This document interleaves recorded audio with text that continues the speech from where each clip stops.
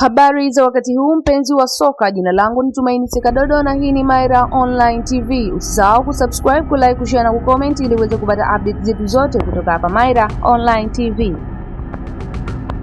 Lion wa Atlas walishiriki katika fainali yenye utata zaidi katika enzi za sasa ambayo Senegal ilishinda baada ya kukataa kucheza awali. Bodi ya rufaa ilitangaza kwamba Lions wa Teranga walidhaniwa kupoteza mechi hiyo walipoondoka. Morocco wametangazwa kuwa washindi wa kombe la mataifa la Afrika 2025 AFCON baada ya rufaa ya shirikisho la soka la Afrika CAF. Bodi ya rufaa ya shirikisho la soka la Afrika CAF ilitoa uamuzi huo muhimu Jumanne usiku na kuipokonya Senegal ushindi wao wa miezi miwili iliyopita. Bodi ilikubali rufaa ya Morocco ambayo ilitaka kubatilisha ushindi wa Senegal kwa msingi kwamba wa Afrika Magharibi walitoka uwanjani na hivyo kupoteza mechi. Bodi ilikubaliana na ombi la Morocco ikinukuu kifungu cha 84 cha sheria za CAF na kuipa Morocco ushindi wa mabao 3-0.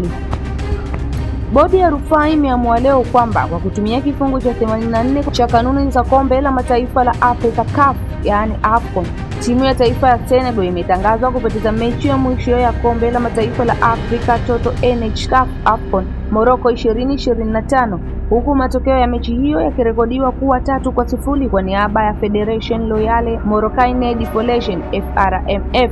Sehemu ya taarifa ya CAF ilisomeka: nini kilitokea kwenye fainali ya AFCON 2025?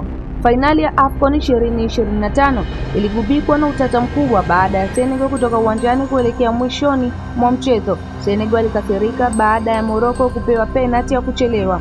El Hadji Malick Diop alimshusha Brahim Diaz ndani ya eneo la hatari muda wa mapumziko. Mwamuzi wa kati Jean-Jacques Kiundala aliombwa kupitia uamuzi wa mfuatiliaji wa pembeni mwa uwanja na kutoa penalti. Lions wa Teranga walikataa kuruhusu penalti hiyo itokee, wakihoji kwa nini bao lao mwanzoni kwa muda wa mapumziko lilikuwa limekataliwa. Kikosi kilichoongozwa na Sadio Mane kilidhani walikuwa wamefunga bao la ushindi, lakini mwamuzi alitoa mpira wa adhabu kwa Morocco kwa kosa la Abdoulaye Seck kwa Achraf Hakimi. Kocha mkuu wa Senegal Pape Thiaw aliwaomba wachezaji wake kuondoka uwanjani, lakini ilimchukua Mane kuingilia kati ili warudi. Baada ya zaidi ya dakika 15, Morocco hatimaye ilipata penalti hiyo ambayo Brahim Diaz alikosa baada ya panenka chip ya ujasiri. Mabingwa wa AFCON 2021 walishinda mchezo huo katika muda wa ziada, shukrani kwa mgomo kutoka kwa Pape Gueye. Rufaa ya awali ya Morocco ilikataliwa kabla ya kuhamishwa kwa bodi ya rufaa ambapo ushindi wa Senegal ulibatilishwa. Jina langu ni Tumaini Sekadodo na hii ni Maira Online TV, mahali ambapo tunakuletea habari zote za michezo za ukweli na uhakika.